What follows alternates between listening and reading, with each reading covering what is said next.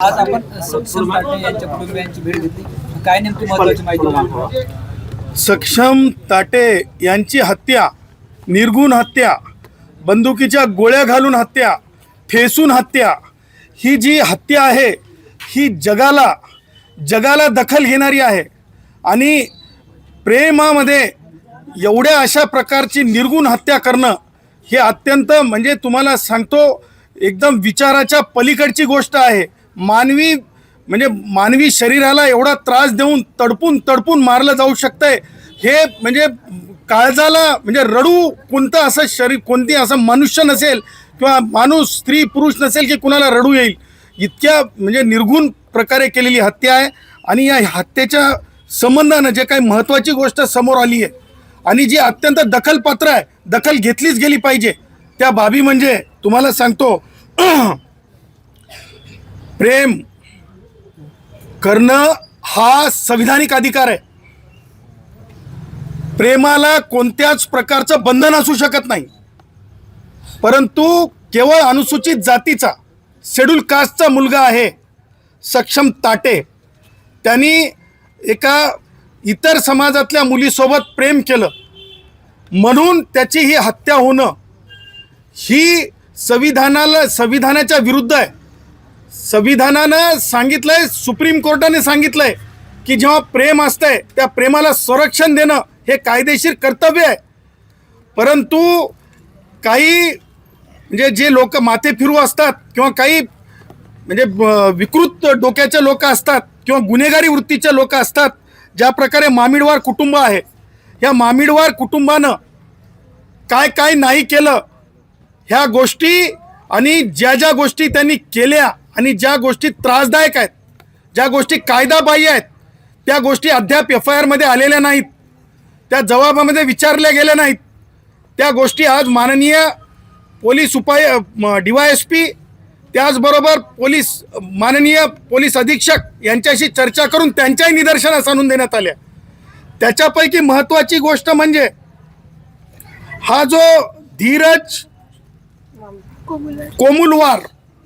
कोमुलवार नावाचा जो पोलीस आहे, कॉन्स्टेबल आहे की शिपाई आहे माहिती नाही, असे अपप्रवृत्त काही जे असतात ते त्या वर्दीला डाग लावून जातात.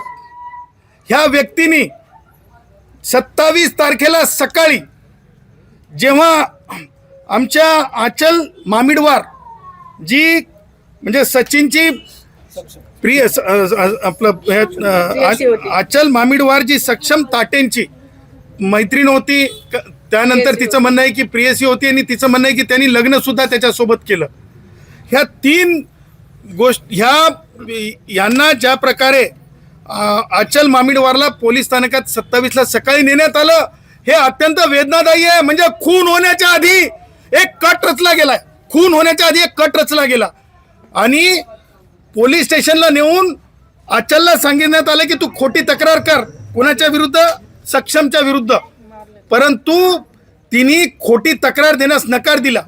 त्यावेळेस पोलीस स्थानकात हा जो अधिक कर्मचारी आहे, काय नाव त्याचं, धीरज कोमुलवार आणि त्याचे साथीदार, त्याच्या समोर आचलला हे जे आरोपी आहेत, या आरोपी मधला जो आरोपी आहे, काय नाव त्याचं, त्या आरोपीचं हिमेश मामिडवारनं मोबाईल फोडला. त्याचबरोबर तिला पोलीस स्थानकात मारहाण केली की खोटी तक्रार दे म्हणून, आणि हे तक्रार देऊन ॲग्रेशन मध्ये मारहाण केली असं दाखवायचं एक कुभांड रचण्यात आलं होतं. परंतु तिने तक्रार दिली नाही. आणि एवढंच नाही झालं तर ही हत्या झाल्याच्या नंतर यांनी काय केलं तर ही जी आचल मामिडवार जी मुलगी आहे हिला घेऊन पसार झाले. गुन्हा करून आरोपी हत्या करून पसार कसे झाले हा शोधण्याचा भाग आहे. कारण ह्याच्यामध्ये मुख्य रोल सुद्धा धीरज कोमुलवारचा आहे.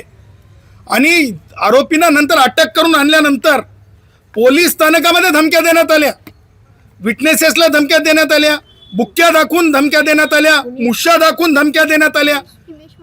हिमेश मामिडवारनं मुच्छा दाखवून धमक्या देण्यात आल्या. आणि हे सुद्धा तिला सांगण्यात आलं की सुटून आल्याच्या नंतर ताटे कुटुंबाला खतम करून टाकतो. ह्या सगळ्या गोष्टींसाठी FIR 2 नंबरचा FIR होणं आवश्यक आहे. पोलीस अधिकाऱ्यांनी DYSP काय नाव त्यांचं प्रशांत शिंदे हे उपस्थित होते. त्यांनी मला सांगितलंय की ते गुन्हा दाखल करतील. त्यांनी हेही सांगितलंय की ह्या जबाबाच्या आधारावर गुन्हा दाखल झाल्याच्या नंतर त्या कोण तो कोमुलवार आहे त्याला वर्दीत राहण्याचा किती अधिकार आहे आणि त्याच्यामुळे त्याला निलंबन सुद्धा होणं आवश्यक आहे. त्याचबरोबर SP साहेबांना आणि DYSPंना दोघांना सुद्धा बोललोच फोनवर. दोघांना सुद्धा सांगण्यात आलं की कायदेशीर दृष्ट्या या तिन्ही म्हणजे वडील संगीता ताई त्याचबरोबर आमची अचल ताई यांना पोलीस संरक्षण आणि वडिलांना पोलीस संरक्षण देण्यासाठी सांगण्यात आलंय. DYSPंनी त्या गोष्टीला सांगितलं की लवकरात लवकर म्हणजे आज किंवा आज लेट इव्हिनिंग पर्यंत किंवा उद्यापर्यंत संरक्षण दिलं जाईल. कारण आरोपींजवळ गोळ्या होत्या. आरोपींजवळ गोळ्या असताना आरोपींनी गोळ्या मारलेल्या असताना FIR मध्ये गोळी मारल्याचं दिसून येत नाहीये आणि त्यामुळं बंदुकीच्या गोळ्या बंदुका त्याचबरोबर त्या पुढे जाऊन पोलीस स्थानकातल्या धमक्या हे सगळं लक्षात घेता मला असं वाटतं की आरोपींना भीती नाहीशी झालेली आहे आणि जेव्हा आरोपींना भीती नाहीशी होते तेव्हा संरक्षण करणं कायदेशीर दृष्ट्या त्या कायद्यान्वये त्या ॲक्टनुसार पोलीस संरक्षण हँकी फँकीसाठी नाही आहे. पोलीस संरक्षण हे कायद्याच्या रक्षणासाठी आहे. मनुष्याचं रक्षण म्हणजे कायद्याचं रक्षण आहे. हेच भारतरत्न डॉक्टर बाबासाहेब आंबेडकर लिखित संविधान आणि कायद्यामध्ये लिखित आहे आणि त्यामुळं संरक्षण देण्याचं सुद्धा त्यांना सांगण्यात आलेलं आहे आणि ते त्यांनी कबूल केले. CCTV फुटेज किती वेळाचं कधीचं कसं हे सुद्धा बघणं आवश्यक आहे आणि हे त्याचबरोबर ह्या पूर्वी सुद्धा जे सक्षम आहे ताटे जे मयत आहे ज्याचा खून झाला त्याच्यावर खोटा गुन्हा दाखल करायला लावला होता अचलला. परंतु अचलनी न्यायालयात जाऊन सांगितलं की जे काही MPD किंवा जे काही केलं होतं ते चुकीच्या कारणासाठी केलं, न घडलेल्या घडण्यासाठी केलं. याचा अर्थ गुन्ह्याची सुरुवात फार पूर्वीपासून झाली, एका वर्षापासून झाली आणि हत्येपर्यंत झाली आणि त्याच्यामध्ये काही जे पोलीस कर्मचारी आहेत ते इन्व्हॉल्ड आहेत. ही सगळी गोष्ट लक्षात घेता तातडीनं पोलीस कारवाई करतील असं पोलिसांनी शब्द दिलाय. उद्या दुपारपर्यंत ह्या सगळ्या गोष्टी परिपूर्ण झाल्या पाहिजेत. संरक्षण मिळालं पाहिजे. पूर्वनी जबाब झाला पाहिजे. तो कोण कोमुलवार आहे त्याची नोकरीमधली गच्छंती आवश्यक आहे. तो आरोपी झाला पाहिजे. त्याचबरोबर दुसरा FIR जो काय तो ते बाल आरोपी का हिमेश मामिडवारवर दुसरा FIR झाला पाहिजे. कारण तो बाहेर येऊन परत गुन्हेगारी करून संपवतो म्हणतो. ह्या सगळ्या गोष्टी फार महत्त्वपूर्ण आहेत. या गोष्टी पोलीस अधिकाऱ्यांना सांगण्यात आलेल्या आहेत आणि या गंभीर प्रकरणावर पोलिसांनी गांभीर्याने लक्ष दिलं पाहिजे असंही पोलीस अधिकाऱ्यांना सांगण्यात आलेलं आहे. पोलिसांनी आज शब्द दिलाय उद्या दुपारपर्यंत आम्ही पोलिसांना वेळ देतोय.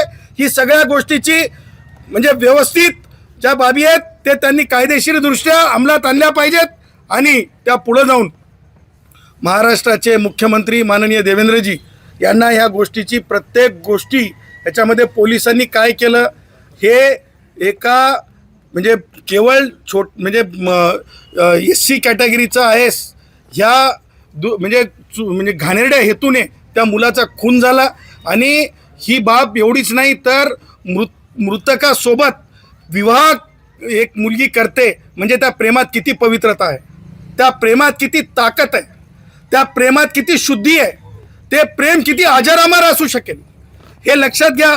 मी तर असं म्हणेल की सक्षम ताटे यांचं भवितव्य या जी आमची ही आहे आचलच्या ज्या लढाई आहे आणि आचलच्या लढाईमध्ये मला असं वाटतंय की वेगवेगळ्या विद्यापीठातली मुलं सुद्धा तिच्या सोबत आज उभे आहेत. तिच्या म्हणजे सॉलिडेरिटीमध्ये त्या मुलाची जी हे झाली आहे म्हणजे ज्या अत्याचार झाला त्या मुलासोबत आहेत. आम्ही त्या मुलासोबत आहोत, या कुटुंबासोबत आहेत. या कुटुंबाला जर कोणी डोळा वर करून बघण्याचा प्रयत्न केला, एखाद्या नालायक एखाद्या पोलीस कर्मचाऱ्यांनी जर एखाद्याने जर चुकीचा करण्याचा प्रयत्न झाला तर याद राखायचं या कुटुंबासोबत जयश्री पाटील आणि गुणरत्न सदावर्ते व्यक्तिगत आहेत हा सुद्धा आम्ही इशारा देत आहोत. आणि त्यामुळं हे कुटुंब आमचं आहे, हे रक्त आमचं आहे. आम्ही मानवतावादी आहोत आणि आमची आचल सुद्धा आमची मुलगी आहे.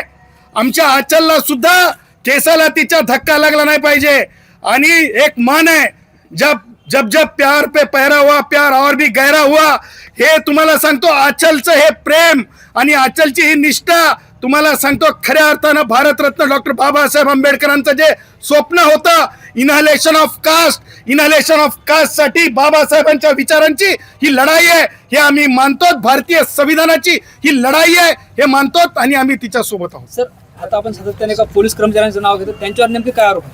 त्यांच्यावर आरोप असे आहेत की 27 तारखेला सकाळी आचलला तिथं नेण्यात आलं होतं. त्या भाऊ जो आहे ते हिमेशनी हिला आचलला घेऊन गेला पोलीस स्थानकात आणि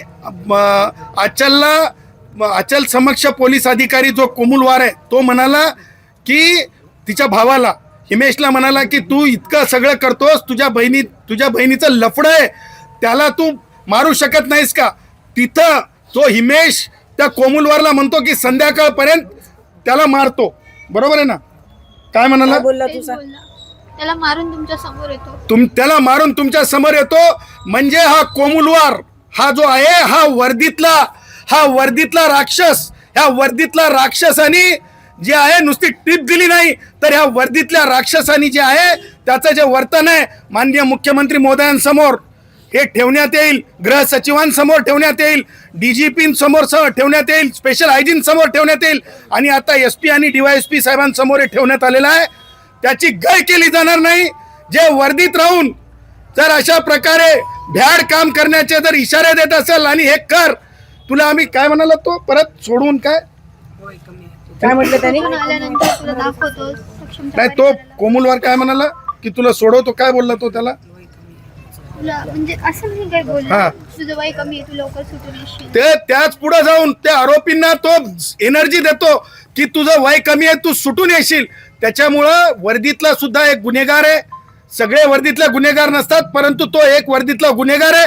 त्या वर्दीतल्या गुन्हेगाराला सुद्धा आरोपी केलं पाहिजे, खुनामध्ये आरोपी केलं पाहिजे, त्याला निलंबित केलं पाहिजे, ही आमची मागणी आहे. मराठवाड्यातली एका वर्षातली ही दुसरी घटना आहे मराठवाड्यामध्ये आणि 26 म्हणजे संविधान दिनाच्या दुसऱ्या दिवशी अशी घटना घडते. राज्याचे मुख्यमंत्री यांच्याकडेच गृह खाते आहे आणि मराठवाड्यात विशेषतः ह्या घटना घडताना पाहायचं कसं पाहत आहे सगळ्या गोष्टी? दोन गोष्टी महत्वाच्या आहेत की संविधान आणि संविधानिक हक्क हे प्रत्येकाच्या अबाधित राहिले पाहिजे. हे प्रेम प्रकरणात ज्या प्रकारे ह्या प्रेमाला तोडण्याचा प्रयत्न झालेला आहे हे संविधानामध्ये दिलेली ताकद आहे आणि आज पोलीस अधिकाऱ्यांनी सांगितलंय की आज संध्याकाळपर्यंत लेट इव्हिनिंग आणि उद्या 11 वाजेपर्यंत कारवाई होईल. कारवाई नाही झाली तर कायदेशीर दृष्ट्या आम्ही समोर जाऊ. आतापर्यंत मुख्यमंत्री महोदयांना ही बाब आम्ही कळवलेली नाही, परंतु आज आम्ही माननीय मुख्यमंत्री महोदयांना एक डिटेल याच्यावरला रिपोर्ट, फॅक्ट फाइंडिंग रिपोर्ट आम्ही माननीय मुख्यमंत्री महोदयांकडे देणार आहोत, नावानिशी देणार आहोत, वर्दीतील कर्मचाऱ्यांच्या सगळ्या याच्यानुसार आम्ही देणार आहोत. दादा सर, कायदेशीर कारवाईचं पुढचं काय असणार आहे तुमची मागणी? म्हणजे विशेष सरकारी वकील, फास्ट ट्रॅक मध्ये ते तुम्ही लक्ष द्या. तुम्ही स्वतः जर त्या कुटुंबाची इच्छा जर त्यांनी लिहून दिली तर मी आणि डॉक्टर जयश्री पाटील ह्या लढ्यामध्ये आम्ही ह्या कुटुंबाचे वकील म्हणून, कारण ह्या कायद्यामध्ये तरतूद आहे, किंवा ह्यांचा पक्ष किंवा शिक्षा मिळावी आरोपीला म्हणजे एकदम कडकात कडक म्हणजे फाशीची शिक्षा, ह्याच्यासाठी जर कायदेशीरपणे जर ही काम आम्हाला मिळालं तर आम्ही ह्याच्यामध्ये उभं राहून डे टू डे हिअरिंग म्हणजे येणारी 26 नोव्हेंबर येणाऱ्या संविधान दिनाच्या अगोदर फाशीपर्यंत आरोपी कसे जातील याच्यासाठी आम्ही पूर्ण लढाई लढू. ही आम्ही संविधानाची ताकद त्यांच्यासोबत राहू.